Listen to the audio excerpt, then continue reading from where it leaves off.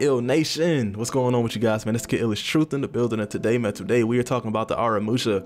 The Aramusha is a very weird character to me because his initial hype up until release was so huge, and then once he came out, content creators and players got to using them, and then now we're in season 5 and I barely see Aramushas. I ran into one the other day and it sparked this idea for a video. So as always, at work, y'all know I be writing this shit at work, I went ahead and wrote a quick essay, and it reads as follows, and I quote: "Back in season 1, when all the future DLC heroes were leaked on Reddit, there was one hero outside of the Shinobi that was highly regarded as the most popular hero to be coming to the For Honor community.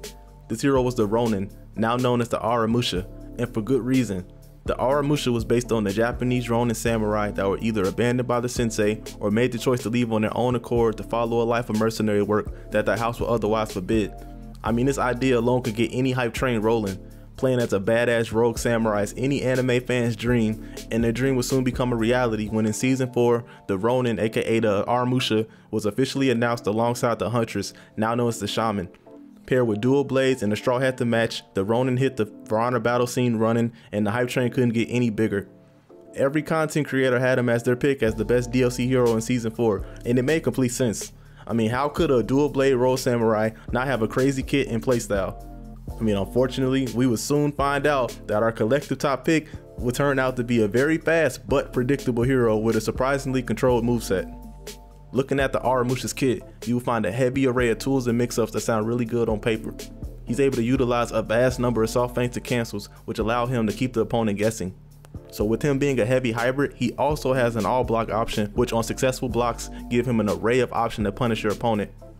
Him, as well as the Shaman, were the first characters to receive a hard feint heavy option on their dodge attacks and to keep the mix-ups flowing. But this sadly is where the good news ends for the Aramusha. I mean, I can understand where Ubisoft was coming with the Aramusha. They wanted to fully separate him from the similar Orochi in his playstyle, so they went with the mix between the Berserker and the Shaman. While he depends on his infinite chain to keep the pressure on the enemy, he'll use his soft cancels and hard feints to keep the opponents guessing. And while all of this is fine, there are a few issues with this, unfortunately. The Aramusha's soft cancels and hard feints are very predictable and suffer the same issues that the Berserker's feint game suffered all the way into her season 5 rework. Blocking alone kills the Aramusha's offense. And while some will complain on console on the pure speed of the Aramusha's light infinite chain, very good players can fully react and parry the Aramusha's soft feints because his moveset limits the direction you can soft feint to. So what you have is a hero who doesn't have the true freedom to create his own mix-ups like the Berserker, while also lacking the technical precision that has been given to the Shaman soft feinted mix-ups. All of this would be okay if they allowed the all block blockade to be used more freely, but instead, UB has placed a time reflex on the blockade as well as a free guard break status to ensure that it can be punished. I've seen Aramushas go into full blockade only to be hit by slower attacks such as Raider Stop Heavy and Highlander Stop Heavy, to name a few. So once again, there's another control factor placed on the Aramusha's kit that limits his versatility. So in all honesty, I would place the Aramusha's zone attack as one of his best assets. If used correctly, it can apply true pressure and force a reaction out of his opponents, similar to the Raider Zone and the Gladiator Skewer. And let's not forget about the Berserker's unblockable top heavy.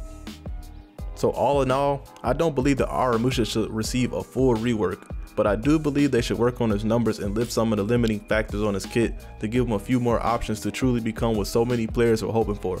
A true rogue badass with dual blades and a straw hat. A hero with a very complex moveset that gives you freedom to create your own mix-ups and become less predictable and more spontaneous. I mean, hell, that's the very reason he abandoned his sensei in the first place. So that's all I have for you guys today. What do you guys think about the Aramusha? Do you think he should be given another look, maybe even nerfed or buffed? Or do you think he should stay where he currently sits? And to be very, very, very clear, I don't believe he's in a crisis at all. I just believe his character hype up until release doesn't represent his post-release player count, and this could be a factor as to why. Content creators and players both have seemingly left the Aramusha behind to pick up their original mains and or new heroes, and I don't believe that just happens. I believe this has to do with the limits placed on his kit. So be sure to drop a comment and let me know your thoughts. I will be in the comment section talking to you guys as always, so make sure to drop a like and subscribe if you're new. Once again, my name is Illest Truth, and I'll catch you guys in the next video. Peace to the world, peace to the earth. Ladies and gentlemen, we out, man. That's a wrap. Peace, y'all.